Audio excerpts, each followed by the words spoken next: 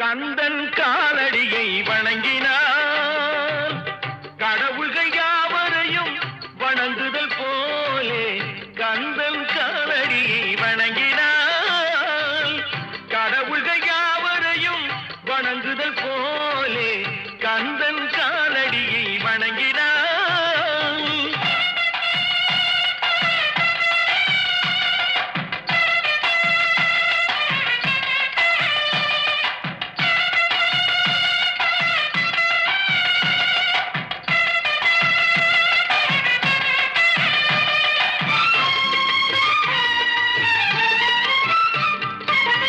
தந்தை பரமனுக்கு